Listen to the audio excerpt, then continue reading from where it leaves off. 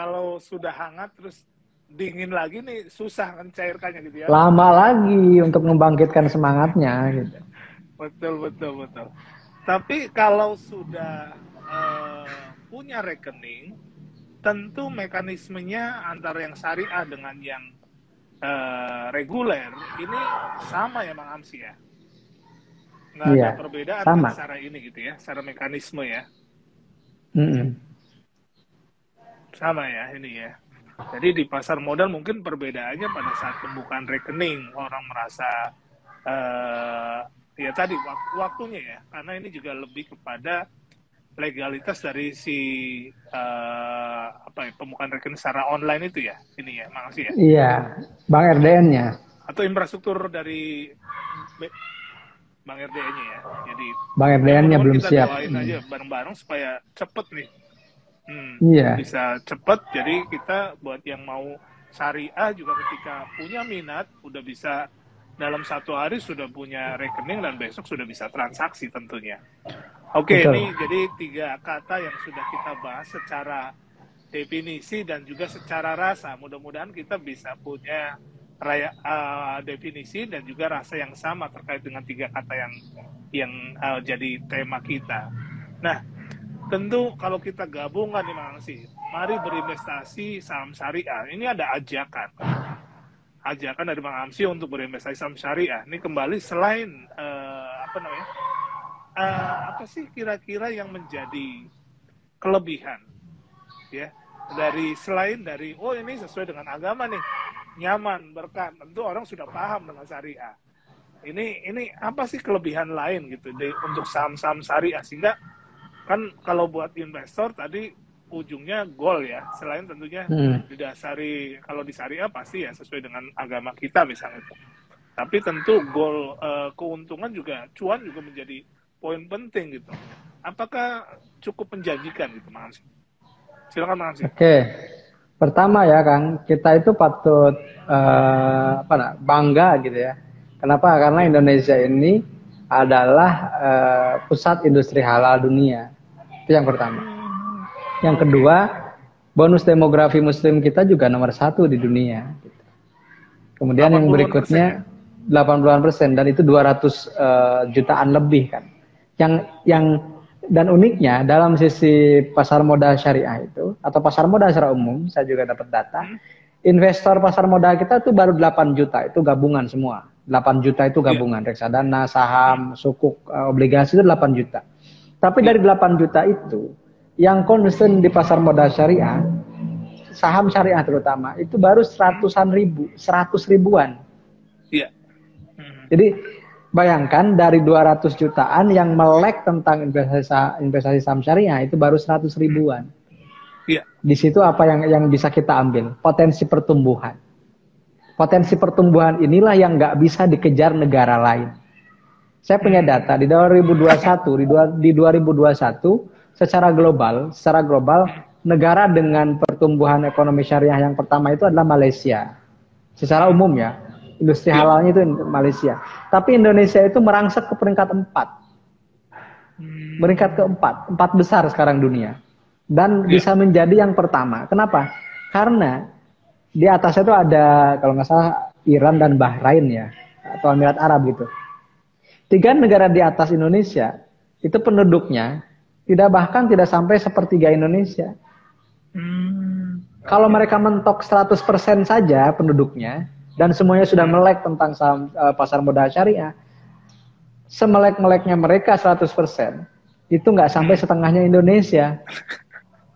Nah sementara Indonesia yang baru melek tentang pasar saham syariah atau pasar modal syariah, reksadana syariah dan yang lainnya baru 100 ribu, baru 0,04%. Bahkan belum nyampe 0,1% loh kan. 1% juga masih jauh gitu. Nah apa yang di situ peluangnya teman-teman? Itu peluang pertumbuhan. Pertumbuhan pasar modal, pertumbuhan ekonomi syariah ke depan. Yang sekarang kalau yang sudah menangkap peluangnya itu kan, contoh Kang, ini fenomena menarik. Sekarang saya kan di sekolah nih ngajar ya teman-teman. Minat siswa ke perguruan tinggi Islam negeri Dari 5 besar jurusan yang diminati, 4 besar itu kaitannya dengan ekonomi syariah. Perbankan syariah, ekonomi Islam atau apa misalnya, semuanya itu 80%, 5 besarnya itu ekonomi syariah sekarang. Jadi menggeser jurusan-jurusan favorit zaman dulu, PAI, bahasa Arab itu udah tergeser. Sekarang ekonomi syariah. Karena peluangnya besar gitu. Sekarang banyak fakultas ekonomi bisnis Islam, fakultas ekonomi bisnis Islam dibuka di mana-mana.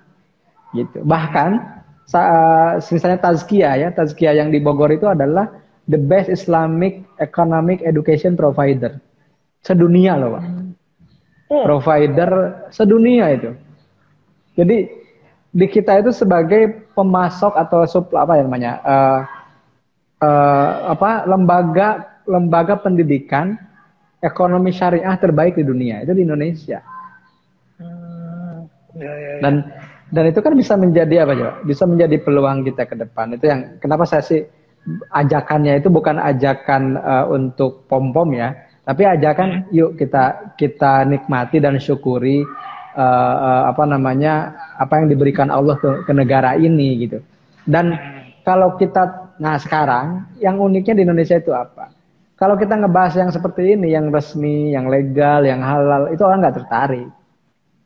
Tapi kemarin lagi rame-rame kan ada yang binary options gitu, binomo, quotex, orang lebih mudah tertarik. Kenapa coba Kang? Karena mereka flexing.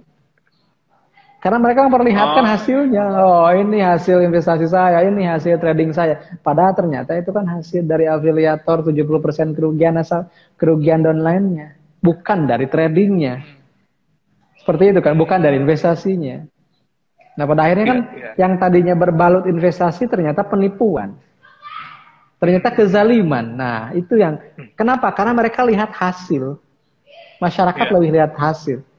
Coba bandingkan dengan saya mengamsi, apa sih yang harus dituruti kok rumahnya juga jelek, mobil pun jelek, itu baru belinya pun udah lama, kan seperti gak ada yang bisa diperlihatkan gitu.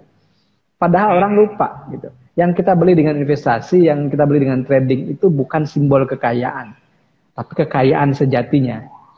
Gitu. Kekayaan sejatinya itu ya kita membeli waktu lah. Kayak sekarang nih. Hari ini saya gak sempat buka pasar. Saya nggak sempat buka running trade karena di sekolah lagi ujian. Tapi apakah saya gelisah gitu karena tidak buka pasar? Santai aja gitu. Kenapa? Karena kita tidak dijajah oleh pasar gitu. Kita yang menentukan kapan kita bisa lihat, kan seperti itu kan. Tapi ini orang yang lupa. Orang itu langsung lihat ujungnya. Oh, pokoknya kalau invest harus kaya gitu. Padahal kaya itu proses. Kaya itu proses. Ya. Nanti juga kalau lama-lama ya kita juga sudah terbiasa kok dengan pasar, dengan apa. Nah seperti itu. Jadi kalau saya mengatakan kenapa sih harus investasi saham syariah? Pertama karena potensi demografis tadi. Kemudian berikutnya juga contoh ya, kalau teman-teman kaji sebulan terakhir saham-saham yang memberikan return besar itu saham-saham syariah. Kenapa? Karena mayoritas saham batu bara, saham komoditas, saham CPO itu saham syariah golongan kategorinya. Adaro, ITB, PTBA, LC, SIMP, Inco, Antam sempat naik kemarin tuh, Elsa, itu semuanya saham syariah. Jadi kalau ada yang mengatakan, oh emang saham syariah emang nggak rame, returnnya lambat, siapa bilang? Sebulan terakhir jawarannya saham syariah itu hampir semua. Seperti itu. Dan itu bisa melebihi berapa kali deposito. Berapa kali lah kenaikannya itu bisa puluhan persen. Bahkan ada yang sudah 100%, di atas 100% kan untuk beberapa saham dalam hitungan bulan. Nah, itu menjadi apa ya? Menjawab juga pertanyaan, saham syariah itu lambat, tergantung sahamnya dulu gitu. Kalau indeksnya mungkin lambat karena saling memberatkan kan. Kang misalnya sekarang memang batubara lagi naik, tapi Unilever lagi anjlok. Unilever itu pemberatnya saham syariah misalnya. Indeks syariah gitu. Kalau indeksnya mungkin bisa teman-teman bisa melihat memang agak sedikit melambat gitu. Tapi kalau per sahamnya banyak yang menghasilkan, banyak yang returnnya besar kok di 2 bulan atau 3 bulan terakhir. Gitu kan? Iya. Oke, jadi nah ini juga yang perlu kita semua juga jadi melek bahwa saham syariah itu di bursa Indonesia lebih dari 50% gitu ya. Iya. Jadi orang bayangannya saham syariah itu ya dia memang syariah gitu. Jadi tidak seperti itu teman-teman, bahwa saham syariah itu ada yang memang perusahaannya mendeklar secara ADART dia perusahaan syariah. Jadi ketika dia go public dia sahamnya syariah. Tapi juga ada saham-saham yang berasal dari perusahaan yang tidak mendeklar dirinya syariah secara ADART. Cuman dari beberapa persyaratan yang dikeluarkan, kriteria yang dikeluarkan MUI, dia memenuhi gitu, memenuhi syarat menjadi masuk daftar efek syariah atau saham syariah. Jadi itu. Cuman mungkin ada yang jadi poin penting ketika perusahaan-perusahaan tersebut menerbitkan obligasi. Tentu rasio utangnya menjadi berbeda dan itu secara otomatis nanti akan dikeluarkan dari daftar efek syariah. Dan teman-teman harus menjualnya tentunya ya ini. Jadi dua hal itu. Jadi lebih dari 50%, nggak perlu khawatir lagi. Tapi memang yang membedakannya adalah pemilik market cap 30%. Ini yang membedakannya gitu. Karena market cap kita 30%-nya adalah di finance gitu ini ya. Yeah. Nah, finance ini yang membedakan antara yang syariah dan tidak. Menjadi market kita kan secara value transaksi sektor finance-nya juga lumayan besar nih, Mak Amsi gitu ini. Mungkin itu yang akhirnya punya kesan, oh nih saham-saham syariah ternyata lambat gitu. Tapi ternyata nggak juga gitu. Kita bisa lihat gitu ya. Yeah. Tadi Mak Amsi sampaikan. Nah, kalau prospek saham syariah, Mak Amsi, tadi kan kita bicara bahwa komoditi, energi, yaitu juga banyak saham syariah. Untuk tahun ini seberapa kinclong sih, Mang Amsi? Oke, kita kan tidak pernah berekspektasi ya terjadinya perang saat ini ya, seperti itu. Tapi karena, jadi gini teman-teman, kalau kita sebagai seorang investor ya, sebagai investor itu kadang sih lebih didahulukannya itu bereaksi ketimbang memprediksi. Jadi kalau kita memprediksi, karena kita tidak pernah tahu tahun ini ternyata Rusia nyerang Ukraina, kan nggak pernah gitu ya. Mungkin ada orang yang udah paham tentang teori perang ya mungkin oke ya, bisa meramalkan. Tapi kan kalau kita yang kehidupannya sehari-hari punya kegiatan ya mungkin nggak kepikiran juga mau ada perang kan, seperti itu. Tapi ternyata ketika ada perang, berarti kita bereaksinya apa? Oh, kita ada balancing nih. Yang misalnya saya nih Kang ya, tapi saya nggak punya sahamnya.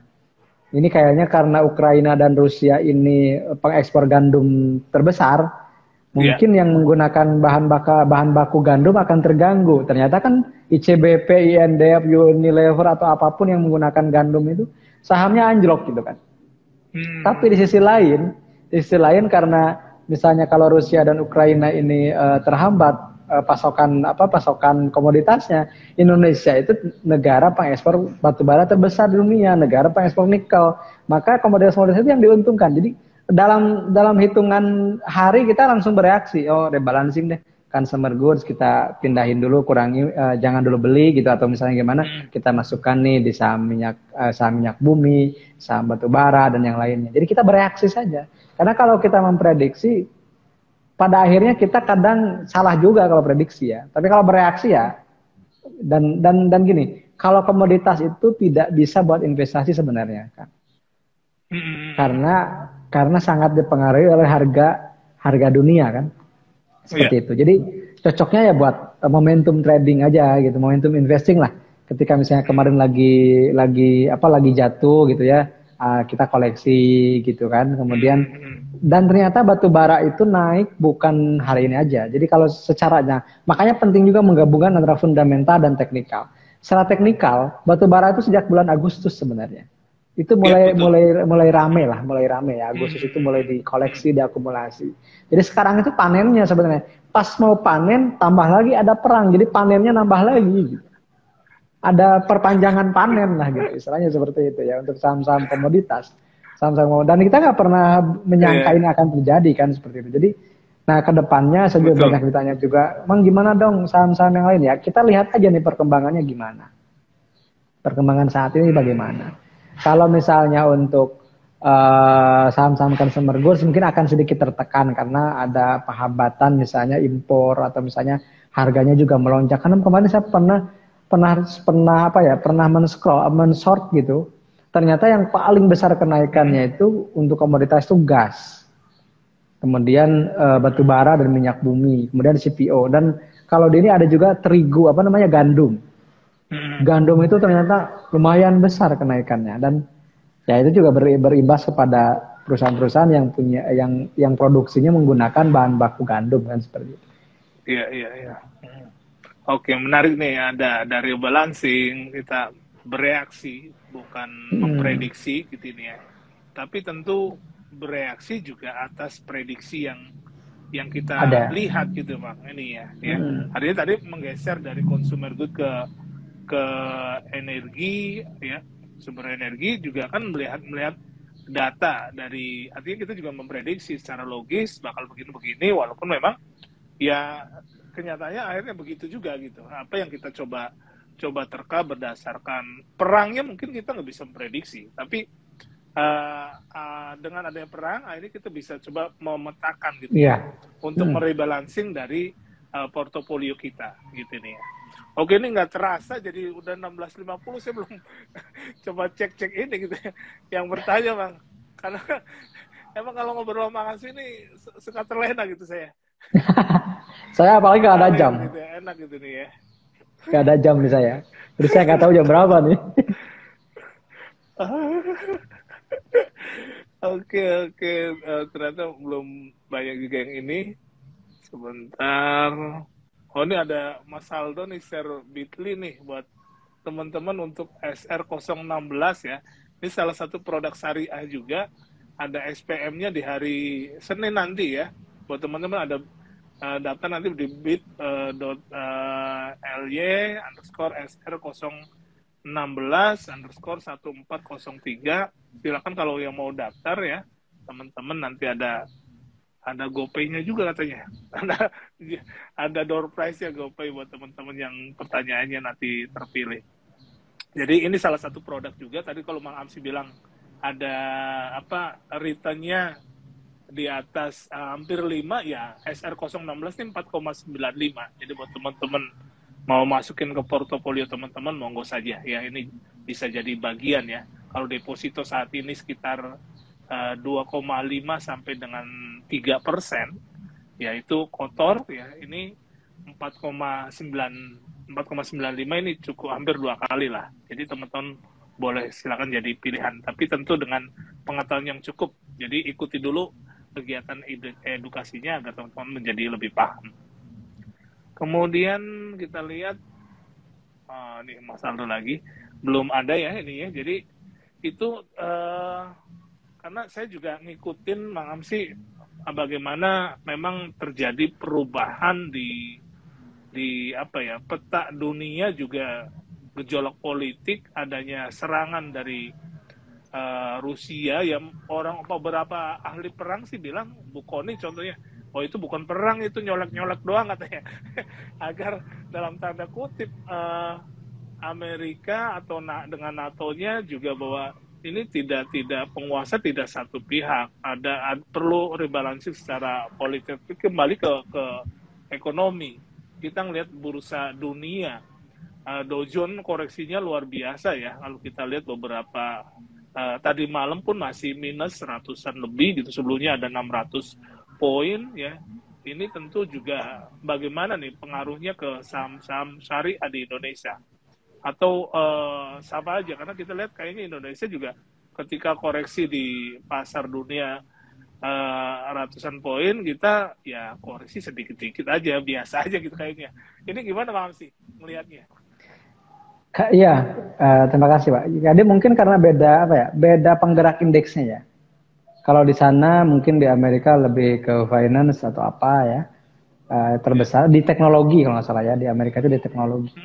Di kita kan yang sekarang diuntungkan justru komoditas kan, dan komoditasnya gila-gilaan naiknya. Jadi istilahnya saling tarik menarik ya, saling tarik ulur ya. Yang satu naiknya melonjak, yang turunnya nggak terlalu banyak gitu. Jadi akhirnya ya sedikit-sedikit aja gitu. Beda misalnya dengan di Amerika yang mungkin 5 besarnya banyak saham teknologi ya, dan teknologi juga mungkin ya itu lebih membutuhkan, misalnya ada beberapa logam yang dibutuhkan dan itu ada kaitannya dengan perang ya, mungkin juga akan sedikit terganggu kan pasokannya atau apa gitu. Dan Sementara di kita justru adalah produsennya gitu, apa eksportirnya untuk komoditas tersebut. Jadi kita lebih diuntungkan gitu. Secara ekonomi memang diuntungkan. Pemasok batu bara, pemasok nikel, pemasok CPO ya, meskipun minyak langka sekarang kan aneh ya, karena kita kan eksportir terbesar. Tapi minyak sawit susah katanya di kita. Kita cukup apa ya, mapan ya ini ya, sumber daya alamnya masih Betul. the best lah gitu. Ini mungkin yang menjadi bursa kita menjadi lebih apa ya, lebih stagnan lah, walaupun di luar koreksinya luar biasa. Kita punya sumber daya yang bisa mengkatrol keuntungan dari apa namanya di kita gitu ya, di Indonesia gitu nih. Inilah yang mungkin menjadi balancing, indeks kita masih lebih stabil dibanding indeks-indeks yang lain. Dan kalau kita lihat juga Bang Amsi, kondisi ini belakangan ini kita lihat juga pergerakan investor asing masuk nih juga kenceng juga kalau kita lihat, perhatikan Bang Amsi. Apakah ada karena juga pengaruh itu gitu? Dan kira-kira masuk di saham-saham syariah seberapa besar Bang Amsi? Iya. Jadi biasanya sih kalau dunia sedang tidak nyaman gitu, emerging market tuh menarik gitu. Apa pasar negara berkembang tuh jadi incaran ya. Kenapa? Karena secara return juga besar kan. Secara return juga besar. Jangankan di sahamnya, di obligasinya pun sudah sangat menguntungkan. Ambil pinjaman di Amerika, simpen di Indonesia itu udah untung gede kan. Atau dari Jepang, punya uang dari Jepang, pinjam dari Jepang, simpen di Indonesia itu juga sudah sangat berlipat gitu. Jangankan di saham, di obligasinya aja udah menguntungkan. Kemudian kalau ke saham syariah ya fokus aja ke saham-saham big caps yang syariah ya, misalnya Telkom, kemudian apalagi ya Unilever, kemudian semen Gresi, semen gitu ya, konstruksi juga mungkin mulai bergerak. Satu itu saya tergelitik dengan ini Kang. Di masa sekarang ya, ini mungkin insight lain nih teman-teman. Jadi kita ini kan patut bersyukur karena negara kita itu negara dengan sumber daya alam yang melimpah. Tapi hati-hati teman-teman. Biasanya kalau negara dengan sumber daya alam melimpah, tapi masyarakatnya tidak mengupgrade dirinya dari sisi literasi keuangan dan literasi investasi, itu akan terjadi seperti Nauru, Kang. Negara kecil di samudra di Oseania. Dekat Fiji, Tuvalu, Vanuatu itu ada negara namanya Nauru. Tahun 70 atau pokoknya sekitar tahun 60, 70, 80 saya lupa tahunnya. Nauru ini menjadi negara terkaya di Pasifik. Per kapitanya paling tinggi. Kenapa? Karena ditemukan negara sebagai sumber fosfat terbesar. Katanya fosfat itu kotoran burung kuno gitu ya. Fosilnya. Ya, fosfat itu apa ya?